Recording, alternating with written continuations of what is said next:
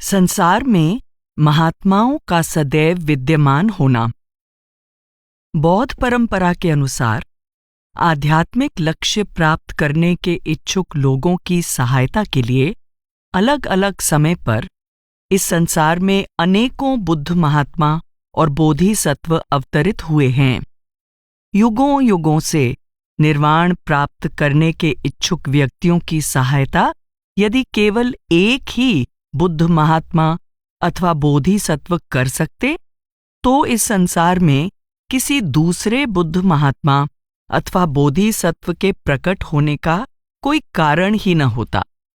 हम जानते हैं कि आज के रोगी पहले हो चुके चिकित्सकों से इलाज नहीं करवा सकते, भले ही वे चिकित्सक कितने ही योग्य क्यों न रहे हों। इसी प्रकार भिन्न भिन्न समय के आध्यात्मिक खोजी भी केवल अपने समय के बुद्ध अथवा बोधिसत्व से ही सहायता तथा मार्गदर्शन प्राप्त कर सकते हैं।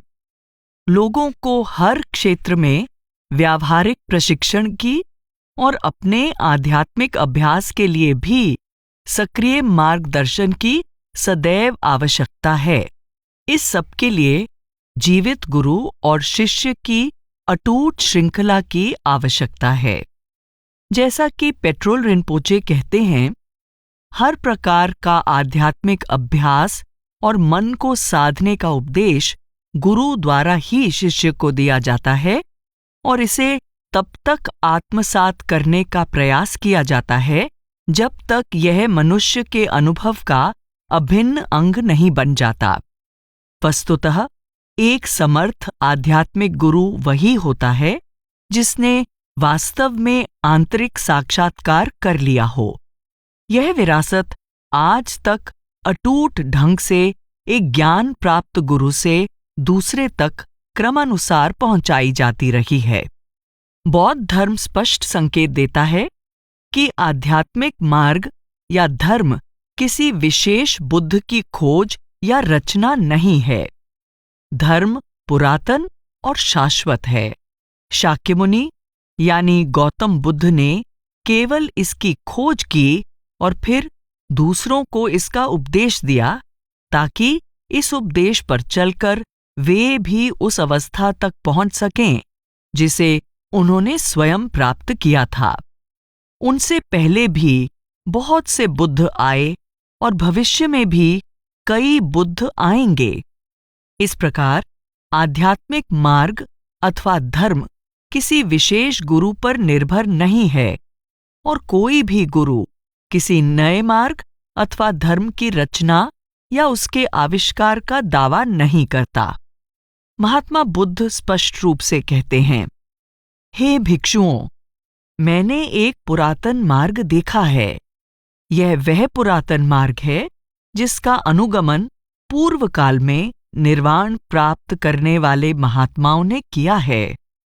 इसी मार्ग पर चलकर पिछले युगों में मनुष्यों ने भवसागर पार किया है, वर्तमान समय में भी कर रहे हैं और भविष्य में भी ऐसा ही करेंगे। यह संकेत देते हुए कि यह मार्ग स्वयं उन पर निर्भर नहीं करता है, महात्मा बुद्ध कहते हैं, चाहे बुद्ध अपने शिष्यों को धम्म का उपदेश दें या न दें, धम्म वही रहता है। यही कारण है कि लाम रिम यानी निर्वाण प्राप्ति के मार्ग के सोपान का वर्णन करते हुए पाबोंका रिनपोचे कहते हैं कि इसका मूल स्रोत उन महान संत महात्माओं की श्रृंखला से संबंधित है जिसका आरंभ स्वयं बुद्ध से हुआ है। वे कहते हैं, लाम रिम की खोज जे रिनपोचे यानी लामा सांगखपा या अतीश आदि ने नहीं की। यह श्रृंखला स्वयं परिपूर्ण बुद्ध से निकली है।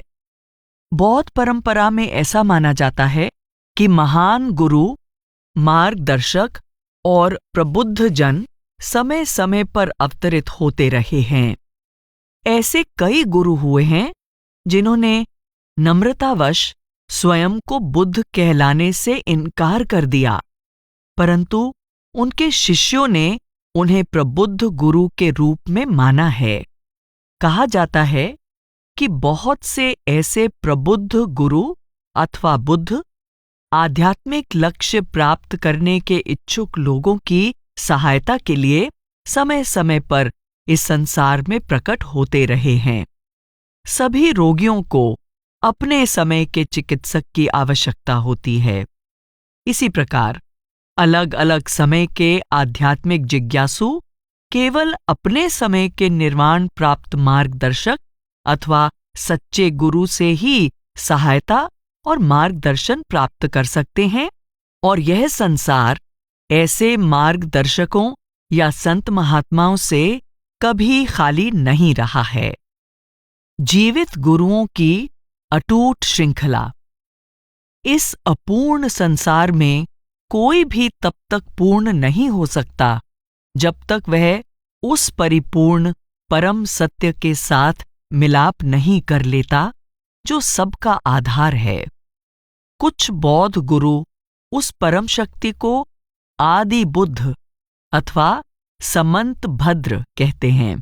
अन्य परंपराओं में उस सर्वोच्च सत्य के लिए परमात्मा शब्द का प्रयोग किया जाता है।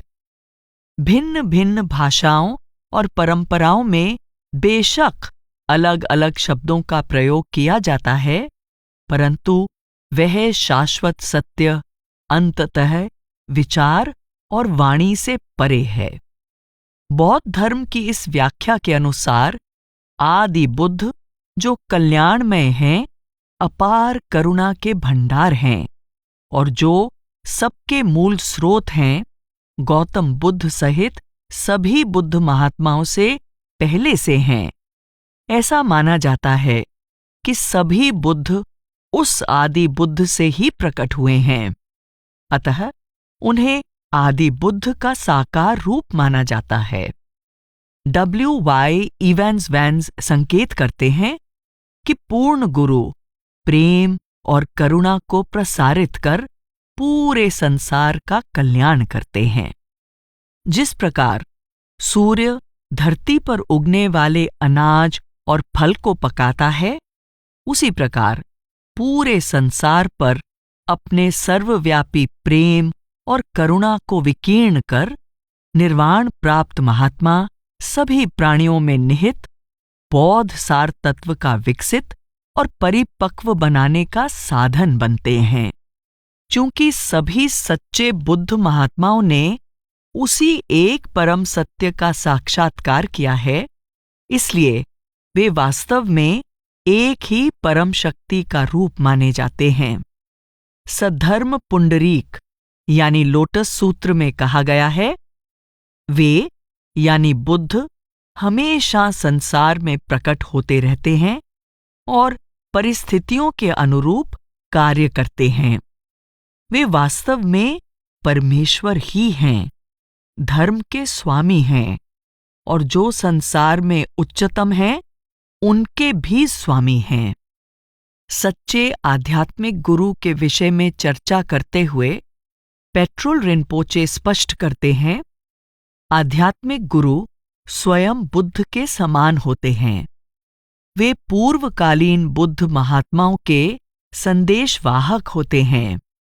वर्तमान समय में स्वयं बुद्ध का मूर्त रूप होते हैं और अपने उपदेश के द्वारा भविष्य में प्रकट होने वाले बुद्ध महात्माओं का स्रोत होते हैं। एक सर्वगुण संपन्न गुरु दशों दिशाओं के सभी बुद्ध महात्माओं के करुणामय ज्ञान का मूर्त रूप होते हैं, जो दूसरों के कल्याण के लिए एक साधारण मनुष्य के रूप में प्रकट होते हैं। ऐसे गुरु जिनमें ये सभी गुण हैं, एक विशाल समुद्री जहाज के समान हैं, जिसमें बैठकर संसार सागर को पार किया जा सकता है। एक समर्थ जहाज चालक के समान वे हमारे लिए मुक्ति तथा पूर्ण ज्ञान का एक निश्चित मार्ग निर्धारित करते हैं। अमृत वर्षा के समान वे पाप कर्मों और मनोविकारों की ज्वाला को शांत करते हैं। सूर्य और चंद्रमा के समान वे धर्म के प्रकाश का प्रसार करते हैं और अज्ञानता के घने अंधकार को दूर करते हैं। धरती के समान वे बड़े धीरज से समस्त कृतज्ञता और निराशा को सहन करते हैं और संपूर्ण सृष्टि तथा इसके क्रियाकलापों को अपनी विशाल दृष्टि से देखते हैं। कल्प वृक्ष के समान वे इस जीवन में हर प्रकार से सहायता प्रदान करते हैं और परलोक में समस्त आनंद का स्रोत हैं। पाबोंका रिनपोचे भी कहते हैं, ऐसे गुरु स्वभावतः सभी बुद्ध महात्माओं जैसे होते हैं। तुम्हें अवश्य ही यह विश्वास करना चाहिए कि गुरु वे हस्ती हैं जिनके देह रूप में सभी बुद्ध महात्माओं का आदि ज्ञान समाहित है। इसी कारण वे कहते हैं, इसलिए आपको एक पूर्ण रूप से योग्य आध्यात्मिक गुरु पर विश्वास करना चाहिए। क्योंकि बुद्ध परम सत्य के साथ एकाकार हो चुके होते हैं, अतः उन्हें सबसे महान आत्मा माना जाता है। कोई उनसे अधिक शक्तिशाली नहीं हो सकता।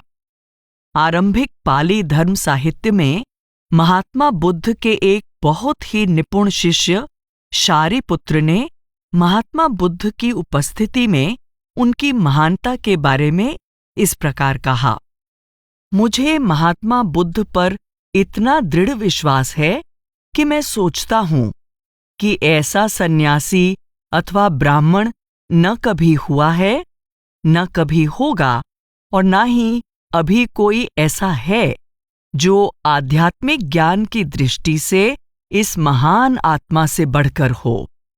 महात्मा बुद्ध ने शारिपुत्र से प्रश्न किया कि वे पहले हो चुके इस समय के और भविष्य में प्रकट होने वाले सभी गुरुओं को जाने बिना इस प्रकार का सिंहनाद यानी इतनी बड़ी और साहसी घोषणा कैसे कर सकते हैं?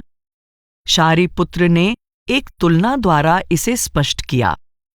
उन्होंने सर्वोच्च ज्ञान की तुलना एक राजा के ऐसे दुर्ग से की जिसका केवल एक ही दरवाजा है।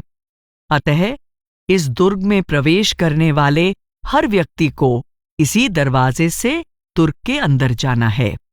इसी प्रकार मार्ग और लक्ष्य एक होने के कारण कोई महात्मा पूर्ण गुरु के बराबर तो हो सकता है, परंतु कभी भी उनसे बड़ा नहीं हो सकता। महात्मा बुद्ध ने शारिपुत्र की व्याख्या को उचित ठहराया। यह कथन कि मनुष्य को अपने समय के सच्चे आध्यात्मिक गुरु की खोज करनी चाहिए तभी सार्थक हो सकता है यदि ऐसे गुरु हमेशा संसार में मौजूद हों। बौद्ध धर्म में भी बिल्कुल ऐसा ही माना जाता है। सद्धर्म पुंडरीक यानी लोटस सूत्र में महात्मा बुद्ध ने बताया है कि अपने इस जीवन में मिलने वाले गुरुओं के अतिरिक्त उन्होंने अपने पूर्व जन्मों में भी बहुत से गुरुओं से प्रशिक्षण प्राप्त किया था। पूर्व काल में बहुत से प्रबुद्ध जनों की संगति में मैंने उस मार्ग का अनुगमन किया है जो गहन और सूक्ष्म है और जिसे देखना और जानना बहुत कठिन है। इसके बाद महात्मा बुद्ध उन गुरुओं की अटूट श्रृंखला की चर्चा करते हैं जो एक के बाद एक निरंतर क्रमानुसार प्रकट होते रहेंगे। वे कहते हैं, दया और करुणा से प्रेरित होकर वे क्रमशः अपने अपने उत्तराधिकारी के विषय में पहले ही इस प्रकार भविष्यवाणी करेंगे, मेरे बाद यह मेरा उत्तराधिकारी होगा और वैसे ही संसार को उपदेश देगा जैसे इस समय मैं दे रहा हूं। पेट्रोल रिनपोचे भी इस तथ्य को सामने लाते हैं कि शिष्य तथा गुरु का संबंध आदिकाल से आज तक अखंड रूप से चलता आ रहा है। वे इस विषय को स्पष्ट करते हुए कहते हैं, वास्तव में प्रत्येक शताब्दी में वर्तमान शताब्दी में भी और हर पीढ़ी ने आध्यात्मिक महापुरुषों को जन्म दिया है। इस प्रकार लगनशील जिज्ञासुओं के लिए मुक्ति का मार्ग हमेशा खुला रहा है। गंपोपा कहते हैं, ऐसे महात्मा भी हैं जिन्होंने बुद्धत्व की प्राप्ति कर ली है और जो इस संसार में दिव्य अवतारों के रूप में प्रकट होकर इस भौतिक संसार में प्रलय काल तक मानव जाति तथा अन्य सभी जीवित प्राणियों की मुक्ति के लिए कार्य करते रहते हैं। यह तथ्य पावन धर्म की महानता को दर्शाता है। यह अपार आनंद की बात है कि वह मुक्ति का मार्ग जिसका सभी बुद्ध महात्माओं ने अनुगमन किया है, शाश्वत है, अपरिवर्तनशील है और उन सभी जीवात्माओं के लिए सदैव खुला रहता है जो इस पर चलने के लिए तैयार हैं।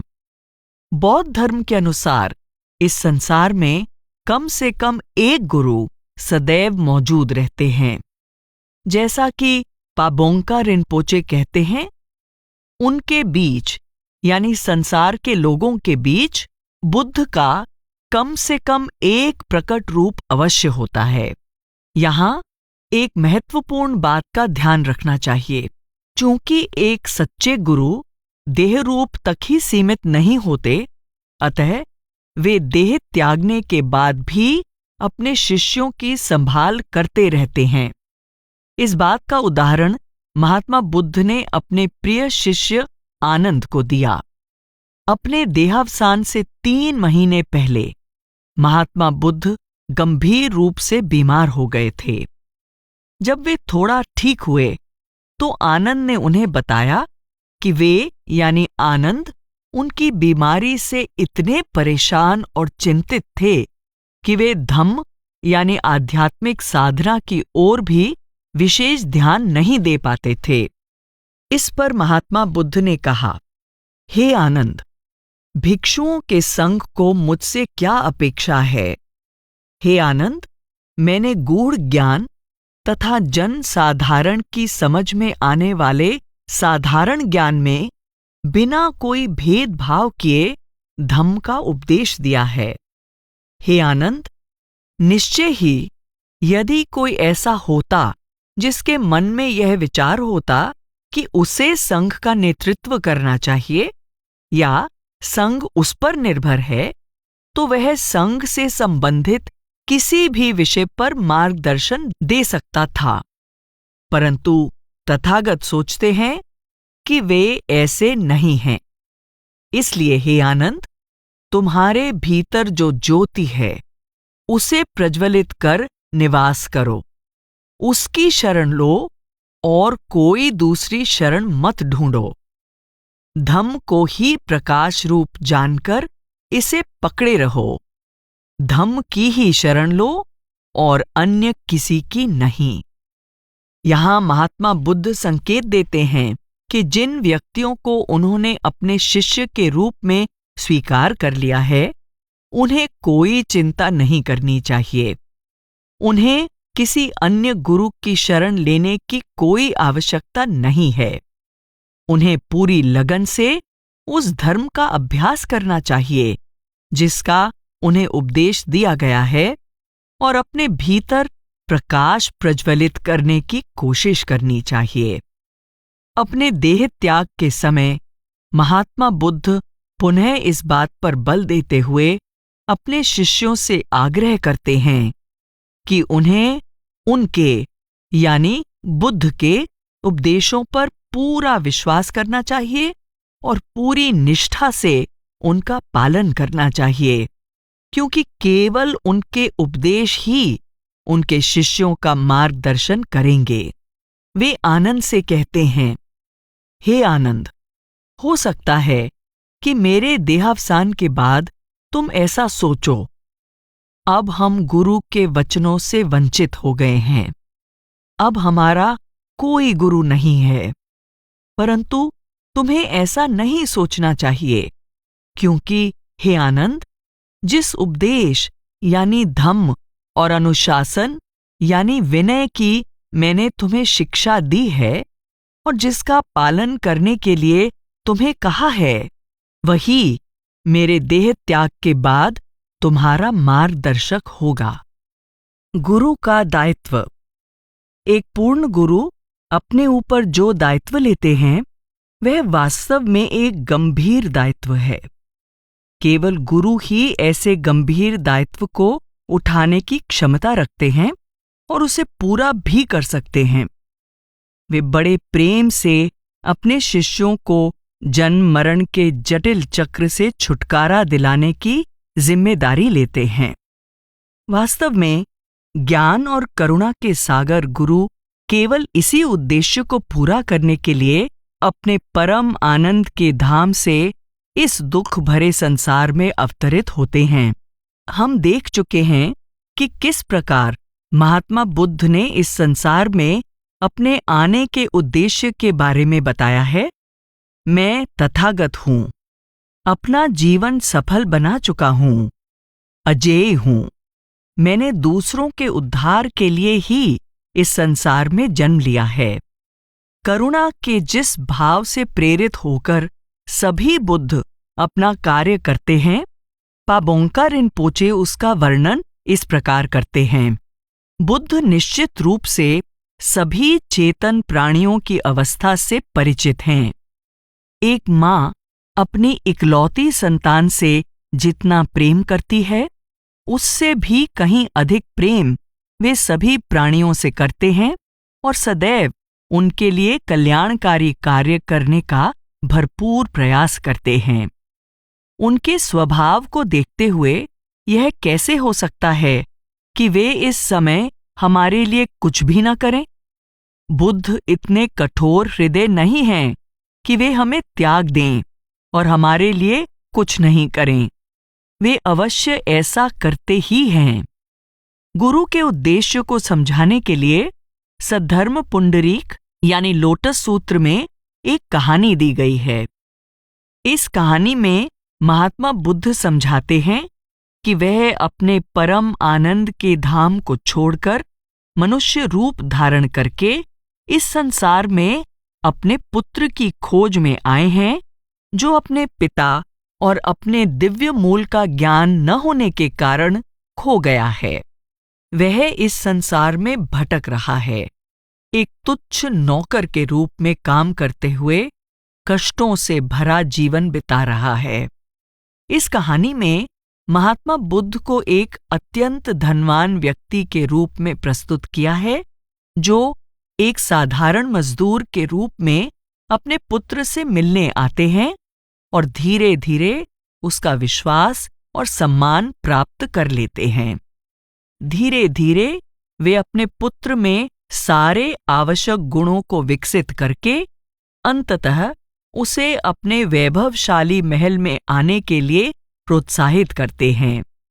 पुत्र के आश्चर्य का ठिकाना नहीं रहता जब उसे पता चलता है कि अमूल्य निधियों से भरे हुए इस भव्य महल का मालिक वास्तव में और कोई नहीं, उसका मजदूर दोस्त ही है।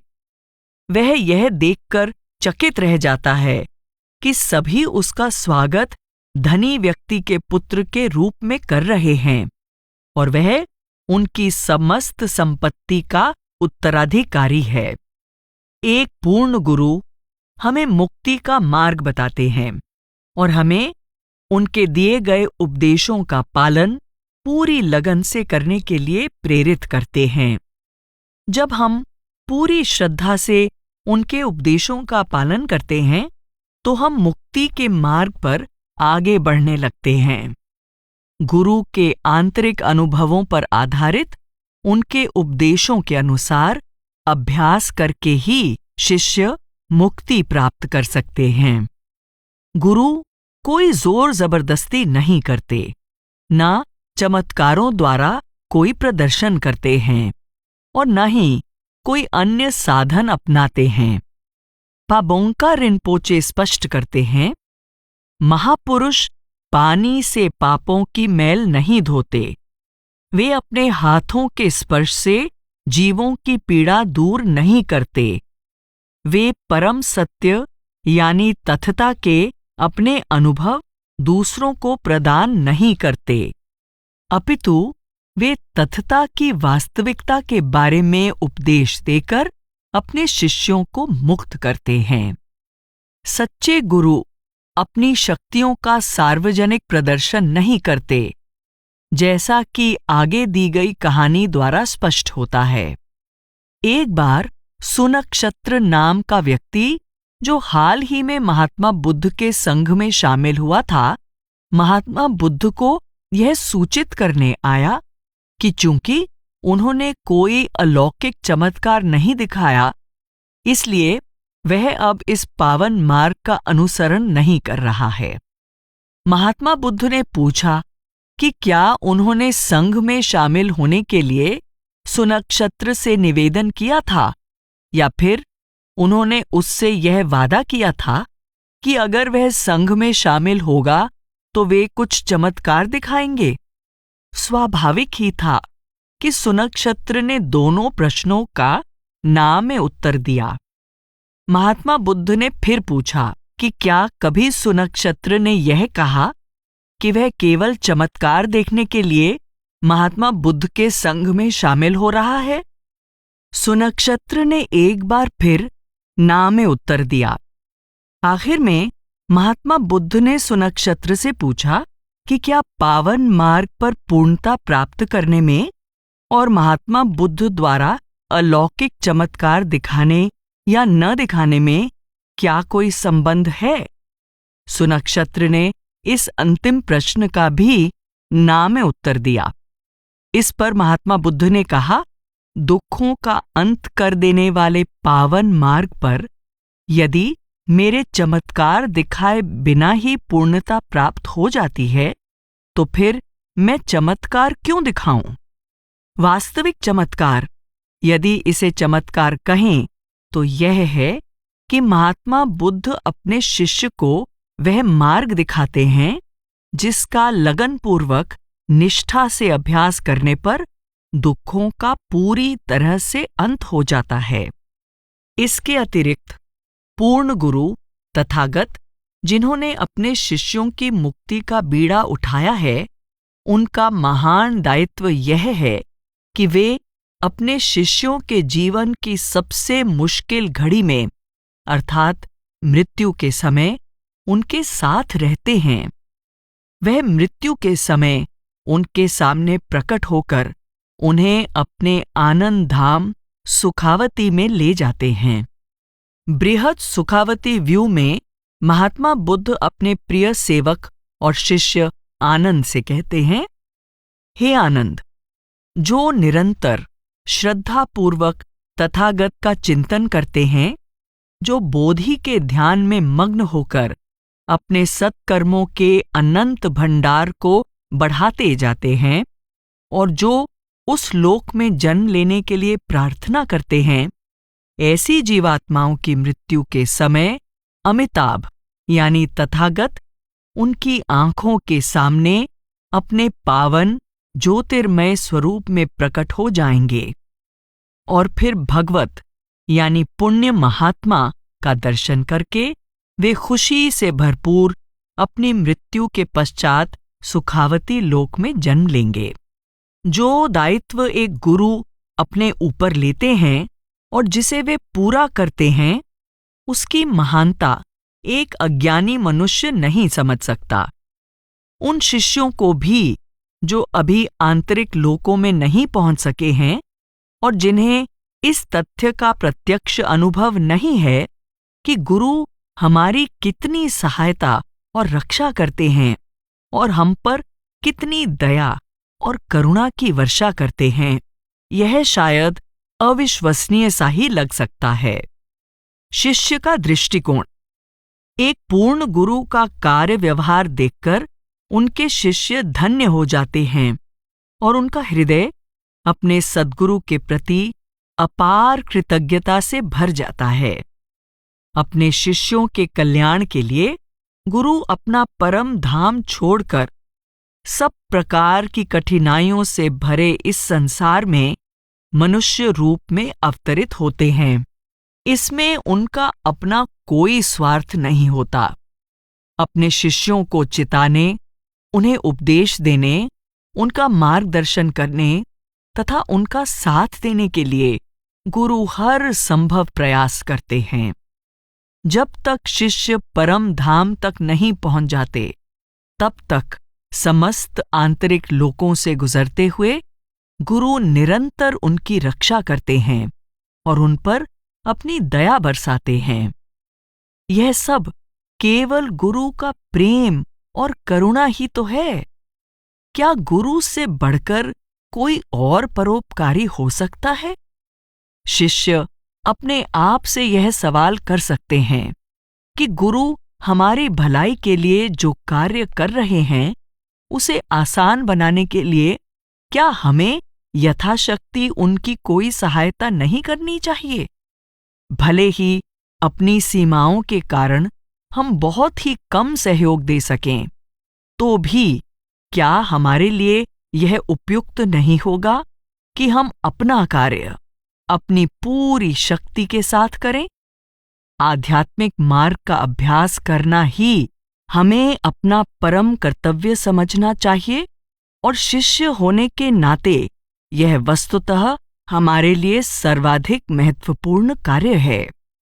इस संबंध में गुरु और उनके उपदेश के प्रति हमारा दृष्टिकोण अत्यंत महत्वपूर्ण है। सद्गुरु जीवन पर्यंत अथक रूप से अपने शिष्यों को उपदेश देते रहते हैं और उन्हें प्रेरित करते रहते हैं कि वे उनके उपदेश का पालन करें, क्योंकि मुक्ति प्राप्त करने का यही एकमात्र उपाय है।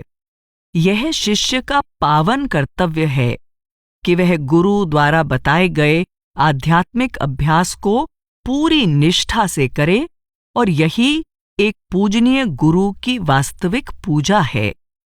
महात्मा बुद्ध के देह त्याग के समय जब पुष्प वर्षा और चंदन धूलि से उनका सम्मान किया जा रहा था, तब महात्मा बुद्ध ने अपने सबसे प्रिय शिष्य आनंद को जो अंतिम शब्द कहे, वे इस प्रकार थे: हे आनंद, भले ही यह श्रद्धांजलि तथागत के सम्मान में दी जा रही है, परंतु तथागत के आदर सत्कार, मान सम्मान और पूजा अर्चना की यह सही विधि नहीं है।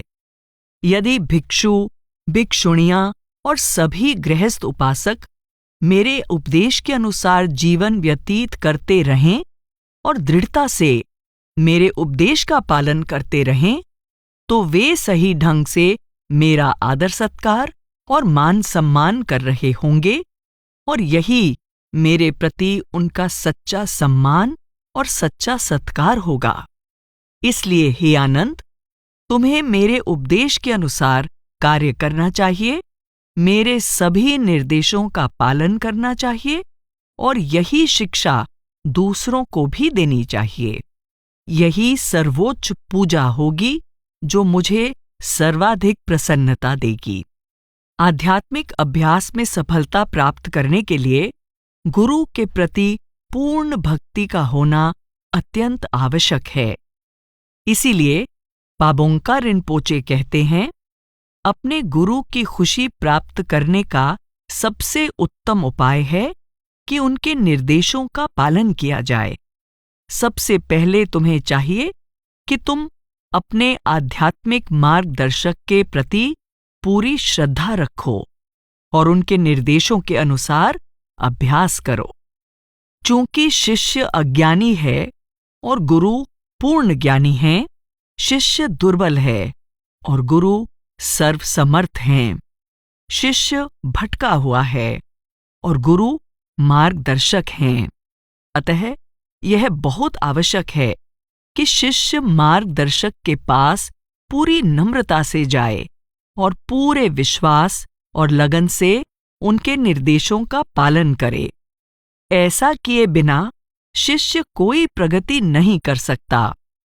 गमपोपा कहते हैं, शिष्य का अपने आध्यात्मिक गुरु के साथ एक लंबे अरसे तक रहना व्यर्थ होगा अगर उसके अंदर नम्रता और श्रद्धा नहीं है, और ऐसी स्थिति में उसकी कोई आध्यात्मिक उन्नति नहीं हो सकती। परंतु जिसकी अपने गुरु के प्रति अडिग नम्रता और विश्वास है, चाहे वह गुरु के पास रहे या न रहे, इससे कोई फर्क नहीं पड़ता।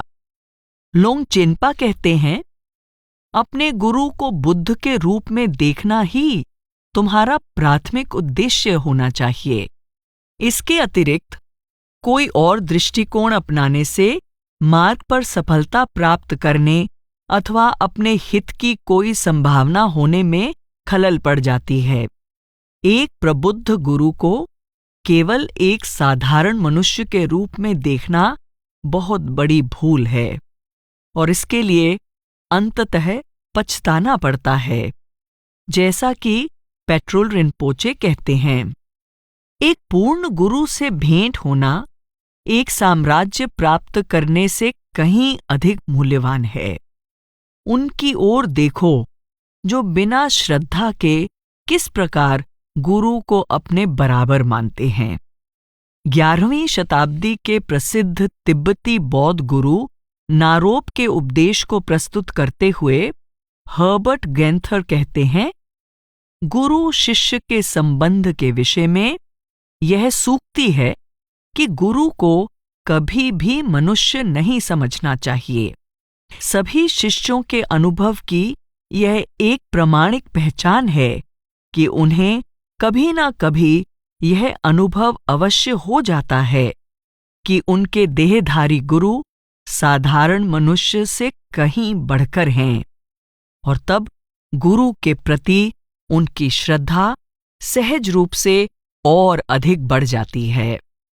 हम यह पहले ही देख चुके हैं कि किस प्रकार द्रोण नाम का ब्राह्मण महात्मा बुद्ध का दर्शन करते ही आश्चर्यचकित हो गया। महात्मा बुद्ध से प्रभावित होकर कुख्यात डाकू अंगुलीमाल का महात्मा बुद्ध के पावन मार्ग पर आने की घटना एक और विलक्षण दृष्टांत है, जिससे हमें महात्मा बुद्ध की साकार उपस्थिति की दिव्य शक्ति का ज्ञान होता है। अंगुलीमाल यानी वह जो अंगुलियों की माला पहनता था, एक कुख्यात डाकू और हत्यारा था, जो अंगुलीमाल के नाम से इसलिए जाना जाता था क्योंकि वह उन लोगों की अंगुलियों की माला पहनता था जिनकी वह हत्या करता था। उसने राजा प्रसेनजित के राज्य में आतंक मचा रखा था। महात्मा बुद्ध उन दिनों उस राज्य की राजधानी के पास ही रह रहे थे। एक दिन महात्मा बुद्ध उस रास्ते पर चल पड़े जो अंगुलीमाल के खतरनाक क्षेत्र की ओर जाता था। जिन लोगों ने महात्मा बुद्ध को उस रास्ते पर जाते देखा, उन्होंने बार बार उन्हें आगे बढ़ने से रोका, परंतु महात्मा बुद्ध आगे बढ़ते रहे। मध्यम निकाय में इस घटना का विस्तार से वर्णन किया गया है और यहाँ हम इस घटना के कुछ उदाहरण देकर संक्षेप में वर्णन कर रहे हैं। डाकू अंगुलीमाल ने दूर से महान पुण्यात्मा को आते हुए देखा। उन्हें देखकर उसके मन में विचार आया, क्या चमत्कार है, क्या शानदार दृश्य है। यह वह मार्ग है जिस पर 10, 20, 30, 40 या 50 लोग झुंड बनाकर चलते हैं और इसके बावजूद मेरा शिकार बन जाते हैं। इस श्रमण की ओर देखो जो अकेले ही इधर आने का दुस्साहस कर रहा है। मैं निश्चय ही इसे मार डालूंगा। डाकू अंगुलीमाल ने अपनी तलवार, ढाल और तीर कमान संभाला और उस पुण्यात्मा का पीछा करने लगा।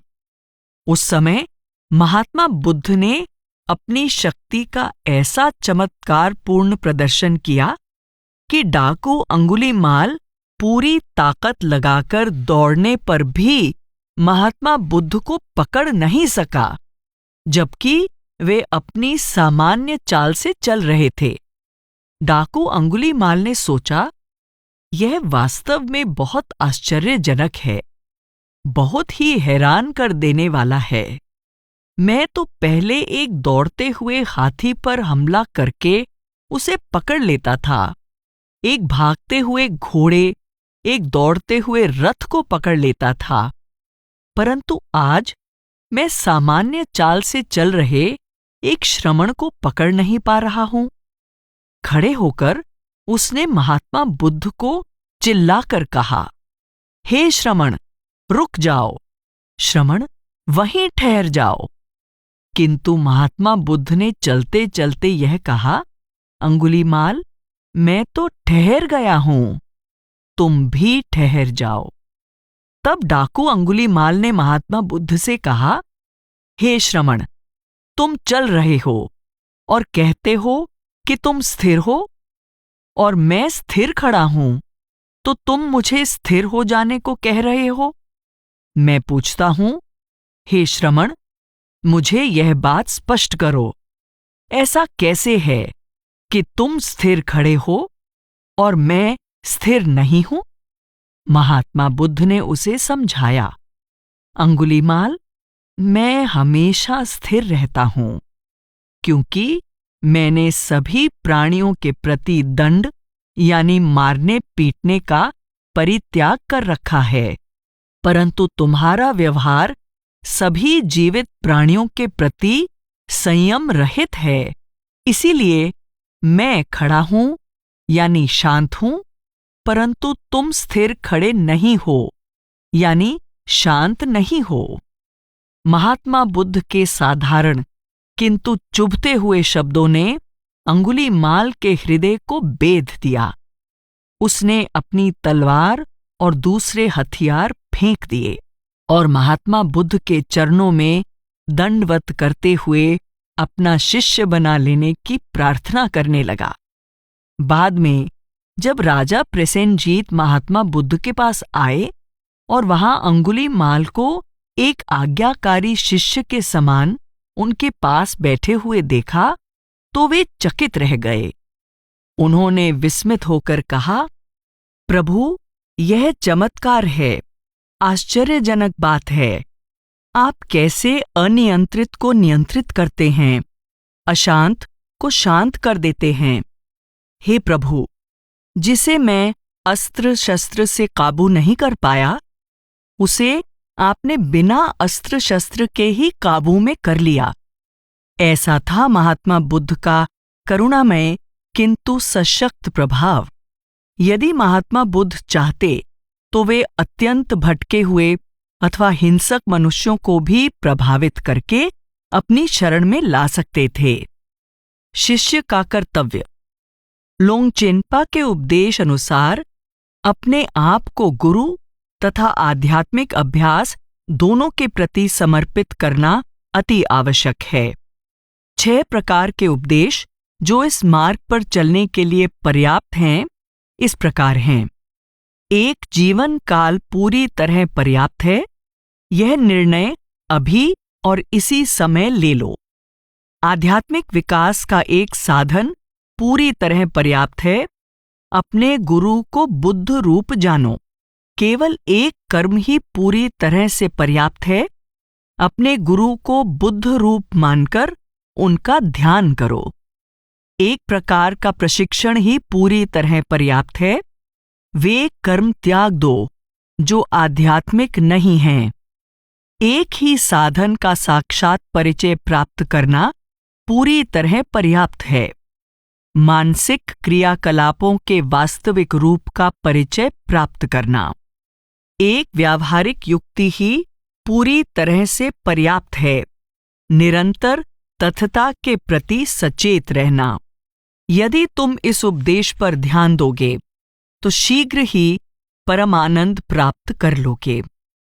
यह देखकर एक गुरु को बहुत अधिक प्रसन्नता होती है कि उनके शिष्य अपना कर्तव्य पूरी ईमानदारी और लगन से निभा रहे हैं।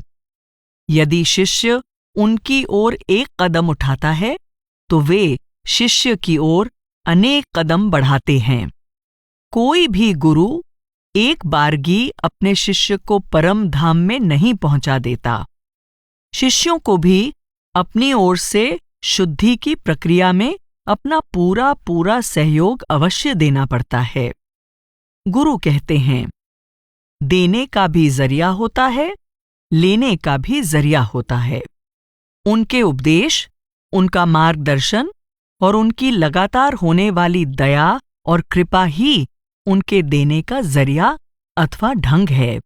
उनके उपदेशों को ध्यानपूर्वक सुनना, उनके द्वारा बताए गए साधनों का लगनपूर्वक अभ्यास करना, पूरी श्रद्धा से निरंतर उनको ध्यान में रखना, उनके वास्तविक स्वरूप को पहचानना, पूरी तरह उनकी आज्ञा में रहना और मन, वचन तथा कर्म से समर्पित होकर सेवा करना ही गुरु की अपार दया प्राप्त करने का जरिया है। विभिन्न योनियों में जन्म मरण की एक कल्पनातीत लंबी श्रृंखला से गुजरते हुए मनुष्य कर्मों की भारी परतें इकट्ठी कर लेता है। गुरु द्वारा बताई गई युक्ति के अनुसार पूरी श्रद्धा से नियम पूर्वक आध्यात्मिक अभ्यास करके कर्मों की इन परतों को समाप्त किया जा सकता है। इस प्रकार जब शिष्य में धीरे धीरे निर्मलता आती है और उसका हृदय रूपी बर्तन स्वच्छ और निर्मल हो जाता है, तब गुरु अपने आप उसमें सबसे पावन और दुर्लभ उपहार डाल देते हैं। गुरु की सुरक्षा और सहायता हर समय उपलब्ध रहती है और उनकी सहायता के बिना कोई अपने आप को कभी भी निर्मल नहीं कर सकता। सच्चे गुरु तथा मार्गदर्शक अपने आप में पूर्ण होते हैं। वे अपनी जिम्मेदारियां निभाने और अपनी दात की बख्शिश करने में न तो देर करते हैं, न हिचकिचाते हैं और न ही गलती करते हैं। यह तो हम हैं जो दुर्बल और अपूर्ण होने के कारण बहुत बार सुस्त पड़ जाते हैं, लड़खड़ा जाते हैं और असफल भी हो जाते हैं। किंतु वे हमारी ओर से निराश नहीं होते।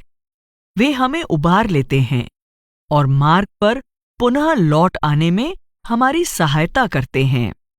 इस बात पर अधिक से अधिक बल दिया गया है कि शिष्य को अपना कर्तव्य पूरा करने के लिए भरसक प्रयास करने की आवश्यकता है। साथ ही इस तथ्य के समझने पर भी बल दिया गया है कि हम अपने सीमित प्रयासों से पर्वत को नहीं हिला सकते, बल्कि गुरु की असीम अनुकंपा और आशीष से ही ऐसा महान कार्य पूरा हो सकता है। एक ब्राह्मण को यह बात स्पष्ट करते हुए कि महात्मा बुद्ध के कुछ शिष्य क्यों अपने इसी जीवन काल में निर्वाण प्राप्त करने में सफल हो जाते हैं, जबकि अन्य शिष्य अपना लक्ष्य प्राप्त नहीं कर पाते, महात्मा बुद्ध कहते हैं कि ऐसा इसलिए है क्योंकि कुछ शिष्य बहुत सचेत और लगनशील हैं, जबकि अन्य शिष्य आध्यात्मिक अभ्यास में लापरवाह और आलसी हैं। वे कहते हैं, निब्बान वही है, निब्बान की ओर ले जाने वाला मार्ग भी वही है और उनका गुरु भी मैं ही हूं। फिर भी मेरे कुछ शिष्य पूरी निष्ठा और समर्पण भाव से मेरे उपदेश के अनुसार अभ्यास करते हैं और निब्बान प्राप्त कर लेते हैं, जबकि अन्य शिष्य ऐसा नहीं कर पाते। हे ब्राह्मण, तथागत तो केवल मार्गदर्शक हैं, यानी जो मार्ग पर चलने वाले मुसाफिर की केवल सहायता ही कर सकते हैं। आध्यात्मिकता अभ्यास द्वारा ही विकसित होती है और कोई भी व्यक्ति निष्ठापूर्वक प्रयास किए बिना इसकी प्राप्ति नहीं कर सकता। जो शिष्य स्वयं अपने आध्यात्मिक दायित्व निभाने में आलसी अथवा लापरवाह है, वह गुरु या मार्ग को दोषी ठहराता है, परंतु उसके लिए और कोई नहीं अपितु वह स्वयं ही दोषी है। पेट्रोल रिनपोचे इस बात को स्पष्ट करते हुए कहते हैं, धर्म किसी की संपत्ति नहीं है, यह उसी की है जिसे इसकी तीव्र इच्छा है। महात्मा बुद्ध ने स्वयं सैकड़ों कठिनाइयों को सहन करके इस उपदेश को प्राप्त किया था। वे कहते हैं कि गलती से कुछ लोग ऐसा सोचते हैं, करुणा से भरे गुरु अपने शिष्यों को दिव्य लोकों में इस प्रकार उछाल देंगे मानो पत्थर उछाल रहे हों। परंतु जब हम यह कहते हैं कि गुरु अपनी करुणा से अपना लेते हैं, तो वास्तव में इसका अर्थ है कि उन्होंने प्रेम पूर्वक हमें अपने शिष्य के रूप में स्वीकार कर लिया है। वे हमें अपना गूढ़ उपदेश देते हैं, हमें इस बात के प्रति सचेत करते हैं कि हमें क्या करना है और क्या नहीं करना है। वे हमें मुक्ति का वह मार्ग बताते हैं जिसका उपदेश अजेय महात्मा बुद्ध ने दिया है। इससे अधिक दया और क्या हो सकती है। अब यह हम पर निर्भर है कि हम इस दया से लाभ उठाते हैं या नहीं, और सचमुच में मुक्ति के मार्ग पर आगे बढ़ते हैं या नहीं। हमारे लिए यह अत्यंत आवश्यक है कि हम अंतिम रूप से संसार तथा निर्वाण में से किसी एक का चुनाव कर लें और अपने गुरु के निर्देशानुसार अभ्यास में लग जाएं। वे आगे कहते हैं, किसी गुरु को स्वीकार कर लेना परंतु उनकी आज्ञा का पालन न करना ऐसा ही है जैसे अपने डॉक्टर का कहना न मानना। फिर तो डॉक्टर को आपकी बीमारी का इलाज करने का कोई उपाय ही नहीं रह जाता। धर्म रूपी औषधि का सेवन न करना, यानी धर्म का अभ्यास न करना, ऐसा ही है जैसे आपके सिरहाने अनगिनत दवाइयां और डॉक्टरी परामर्श पड़े हों, परंतु आपने उन्हें कभी छुआ तक नहीं। इससे आपकी बीमारी कभी दूर नहीं होगी। समाधिराज सूत्र में कहा गया है, फिर भी रोगी इस अत्यंत स्वास्थ्यवर्धक और बहुमूल्य औषधि का सेवन नहीं करता, जो इसका अचूक इलाज है। डॉक्टर को दोषी मत ठहराओ। औषधि में कोई दोष नहीं है, बल्कि रोगी स्वयं इसके लिए दोषी है। अतः पाबोंका रिनपोचे अंत में कहते हैं, यह पूरी तरह आप पर निर्भर है कि आप गुरु के निर्देशों और उपदेशों के अनुसार अभ्यास करते हैं या नहीं। आपको अपने बहुमूल्य मनुष्य जीवन को सार्थक करने तथा अपने जीवन के अंत तक धर्म को आत्मसात करने का अधिक से अधिक प्रयास करना चाहिए। धर्म कोई छोटा मोटा विषय नहीं है। बौद्ध धर्म में इसे जीवन मरण का महत्वपूर्ण विषय माना जाता है। गुरु को खोज लेना ही पर्याप्त नहीं है। शिष्य को धर्म के अनुसार अपनी प्राथमिकताएं निश्चित करनी होंगी। ज़ेन गुरु बसुई टोकुशो उपदेश देते हैं, एक प्राचीन महात्मा यानी 9वीं शताब्दी के ज़ेन गुरु सोजन हंजाकू कहते थे, इस विषय को आत्मसात करने के लिए उस व्यक्ति के समान बनो जिसने चावल के विनाशकारी रोगाणुओं से प्रदूषित एक गांव में से गुजरते हुए पानी का एक घूंट तक नहीं ग्रहण किया। तभी आप इसमें सफल हो पाओगे। गुरु तथा उनके उपदेश को पूरी तरह मानने तथा ग्रहणशीलता का भाव रखकर उपदेश का अभ्यास करना अत्यंत आवश्यक है। Dogen Zenji points to watch in practicing the way यानी गाकुडो योजिन शू में कहते हैं, एक प्रबुद्ध गुरु के निरीक्षण में अभ्यास करने से प्राप्त हुई शक्ति द्वारा धर्म का अर्थ स्पष्ट हो जाता है तथा मार्ग की प्राप्ति हो जाती है। गुरु के वचन को ध्यान से सुनो और उन्हें अपने विचारों के अनुकूल बनाने के लिए तोड़ो मरोड़ो नहीं। जब तक तुम गुरु के वचनों की व्याख्या अपने विचारों के अनुसार करते रहोगे, तुम अपने गुरु के धर्मोपदेश को समझ नहीं पाओगे। जब तुम गुरु के सानिध्य में रहकर अभ्यास करते हो और धर्म के विषय में उनके निर्देश को ग्रहण करते हो, तो अपने शरीर तथा मन को पवित्र रखो और अपने कानों और आंखों को खुले रखो, यानी पूरी तरह सचेत रहो। अपने गुरु के धर्मोपदेश को सुनो और अपनी भावनाओं के आधार पर जांचे परखे बिना ही इसे स्वीकार करो। तुम्हारा शरीर और मन एकाग्र होना चाहिए, यानी गुरु के धर्मोपदेश को ऐसे ग्रहण करो जैसे कि पानी को एक बर्तन से दूसरे बर्तन में डाला जा रहा हो।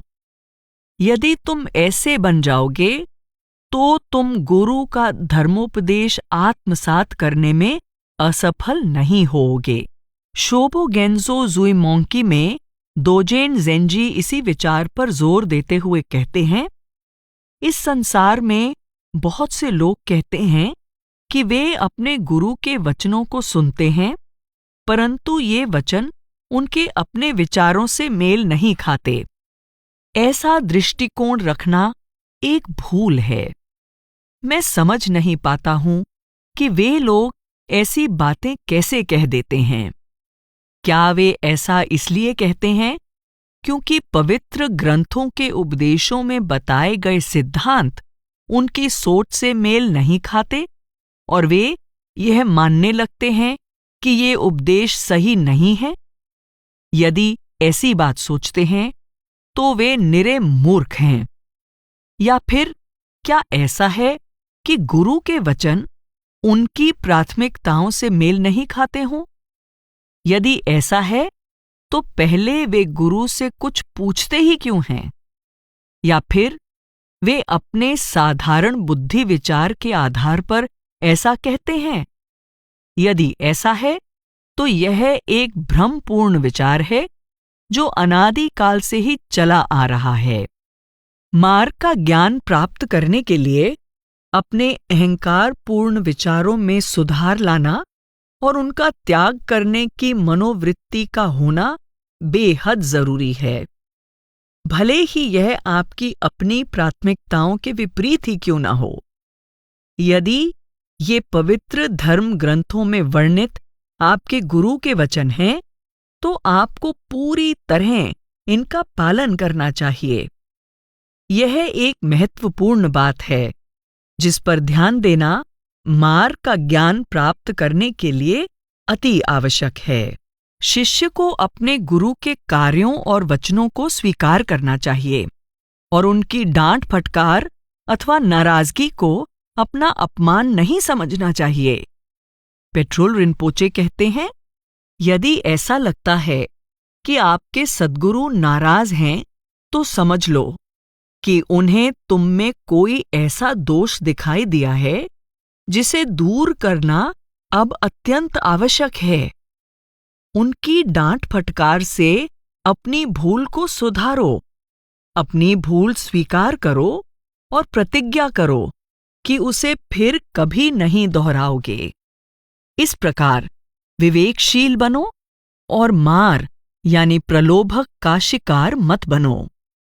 ड्रोजन सांगपा 11 भी कहते हैं, एक जोरदार डांट फटकार एक रोषपूर्ण सम्मोहक मंत्र के समान है जो प्रत्येक बाधा को दूर कर देती है। हम यह देख चुके हैं कि पाबोंका रिनपोचे अपने आध्यात्मिक मार्गदर्शक के प्रति ऐसे श्रद्धा भाव को ही मार्ग का मूल कहते हैं और आरंभ से ही अपने आध्यात्मिक मार्गदर्शक के प्रति श्रद्धा रखने को अत्यंत महत्वपूर्ण मानते हैं। गुरु के प्रति प्रेम और भक्ति भाव आध्यात्मिक अभ्यास में सफलता प्राप्त करने के लिए अत्यंत आवश्यक है। प्रसिद्ध भारतीय गुरु अतीश, जिन्होंने तिब्बत में बौद्ध धर्म के विकास में प्रभावशाली भूमिका निभाई, कहा करते थे कि उनमें जो भी सद्गुण हैं, उनका श्रेय उनके गुरु को जाता है। अतीश के इस कथन पर टिप्पणी करते हुए पाबोंगका रिनपोचे कहते हैं, उनके कहने का अभिप्राय था कि हमारे सभी सद्गुण गुरु की दया से ही प्राप्त होते हैं। प्रज्ञा पारमिता का विकास केवल गुरु के प्रति भक्ति भाव रखने से ही होता है और गुरु के प्रति भक्ति भाव होने से उनकी दया और कृपा की वर्षा होती है। जैसा कि पेट्रोल रिनपोचे ने कहा है, वे सभी साधन जिनके द्वारा प्रज्ञा का पारमिता यानी पूर्णता के रूप में विकास होना है, वे गुरु के प्रति आपकी भक्ति और उनकी दया और कृपा पर निर्भर करते हैं। येशे खरक गोशांग कहते हैं कि गुरु भक्ति के बिना धर्म ग्रंथों का सारा अध्ययन व्यर्थ है। तुम्हें भले ही पूरे त्रिपिटक का ज्ञान हो, परंतु अपने गुरु के प्रति भक्ति भाव के बिना यह ज्ञान तुम्हारे किसी काम का नहीं। जब गुरु के प्रति भक्ति भाव प्रबल और गहन हो जाता है, तो इससे भक्त का हृदय निर्मल होता है, यहाँ तक कि भक्त गुरु के सद्गुण ग्रहण करने लगता है। इसे गुरु योग कहते हैं। जैसा कि पेट्रोल रिनपोचे कहते हैं, अंत में गुरु योग आता है, यानी अपने मन को सद्गुरु के मन के साथ एकात्म करना, जहां सद्गुरु और शिष्य के संबंध की निर्मलता अत्यंत महत्वपूर्ण होती है। गुरु योग का भक्तिपूर्वक किया गया अभ्यास ही एकमात्र साधन है जिसके द्वारा अपने भीतर सहज स्वाभाविक अवस्था की अनुभूति को जागृत किया जा सकता है। अन्य कोई साधन कारगर नहीं है। गुरु योग सभी मार्गों का सार तत्व है। एक प्रबुद्ध गुरु के प्रति पूर्ण निश्चल भक्तिभाव का होना सर्वाधिक निश्चित और शीघ्र उन्नति करने का मार्ग है। महायान बौद्ध धर्म में गुरु को कभी कभी कल्याण मित्र कहा गया है, जिसका अर्थ है वह मित्र जो हमें पूर्ण कल्याण अथवा मोक्ष की प्राप्ति कराता है। उनकी दया और मार्गदर्शन के बिना सफलतापूर्वक आध्यात्मिक यात्रा पूरी करना और मनुष्य जीवन के दुर्लभ अवसर को सार्थक करना असंभव है। इसीलिए शांति देव ने बोधिचर्यावतार में कहा है, यहाँ तक कि अपने जीवन की खातिर भी अपने कल्याण मित्र को कभी छोड़ना नहीं चाहिए। गुरु की आज्ञा का पालन करने के विषय में पेट्रोल रिनपोचे बार बार जोर देकर कहते हैं, पूर्व जन्म के कर्मों की प्रबलता के कारण जिस गुरु से तुम्हारी भेंट हुई है और जिसकी दया तुम्हें प्राप्त हुई है, वह सबसे महत्वपूर्ण है। उनकी हर आज्ञा का पालन करो और सभी कठिनाइयों, सर्दी, गर्मी, भूख प्यास आदि को कोई महत्व न दो। पूरे विश्वास तथा श्रद्धा से उनके समक्ष प्रार्थना करो। अपना प्रत्येक कार्य उनका परामर्श लेकर करो। जो भी गुरु कहते हैं, पूरा विश्वास करके उस पर अमल करो। अपने हृदय की गहराई से उनके समक्ष प्रार्थना करते हुए और उन्हें वास्तविक बुद्ध मानते हुए तुम्हें उनके हर आदेश का पालन करना चाहिए। आज्ञा पालन के महत्व पर बल देते हुए वे पुनः कहते हैं, अपने महान गुरु के प्रत्येक शब्द को धर्म का रत्न समझो। वे जो भी कहते हैं उसे स्वीकार करो और बिना किसी बात में फेर बदल किए उनकी आज्ञा का पालन करो। अपने गुरु की आज्ञा का पालन करने से बड़ा अन्य कोई धर्मपूर्ण आचरण नहीं है। जैसा कि हम यहाँ देख सकते हैं, इसके अनेक लाभ हैं। दूसरी ओर उनकी आज्ञा का थोड़ा सा भी उल्लंघन करना बड़ा भारी दोष है। बुद्ध ने जिस दृढ़ संकल्प के साथ अभ्यास करके अपने आध्यात्मिक लक्ष्य को प्राप्त किया था, उसी दृढ़ता के साथ जो शिष्य अपने गुरु का अनुसरण करते हुए अभ्यास करते हैं, वे निश्चित रूप से सफल होते हैं, जैसा कि महात्मा बुद्ध के साथ हुआ था। जिस दृढ़ संकल्प के साथ पीपल के पेड़ के नीचे महात्मा बुद्ध समाधि में बैठे रहे, उसका वर्णन ललित विस्तर में उनके अपने शब्दों में इस प्रकार किया गया है। चाहे मेरा शरीर सूख जाए, मेरी चमड़ी, हड्डियां और मांस गल जाएं, फिर भी मेरा शरीर इस आसन से तब तक नहीं हिल सकता जब तक मैं पूर्ण ज्ञान की वह अवस्था प्राप्त न कर लूं, जिसे अनेकों युगों में भी प्राप्त करना कठिन होता है।